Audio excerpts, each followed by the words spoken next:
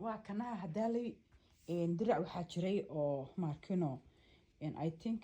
aan idin tusinayay oo ahay maxay ahayd ii sheeg dharka oo subeeciyada dharkaas iyo diracan qaaliya la iga soo siiyay diracan qaaliya la iga soo siiyay waa baacyare laakiin baacyarihiisu uu ka weyn yahay kuwa kale laakiin qaaliya la iga soo siiyay waxa la igu dhahay waa qaali zirna wuu wataa zirigana la iguma dhihin waa qaali laakiin waxa la igu dhahay waa Indonesian oo asal ah waana qaaliya la igu dhahay marka garbasaaradii hore oo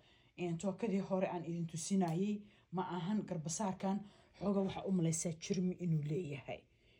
u malaysaa waa kaasaha waana laga dhex arkaa waa qafiifkii laakiin waa dhar kala daadanayo oo kala arag miisaan leh oo quality-giisana heer sare yahay maasha Allah tabarakallah I love markino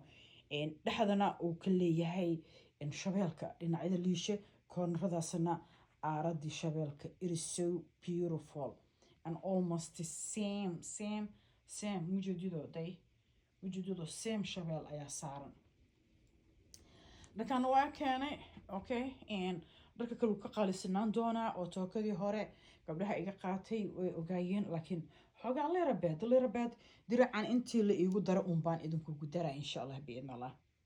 garabsaarka xataa wuu ka qaalisan yahay kii hore because waa garabsaar oo quality-giisa laga soo shaqeeyay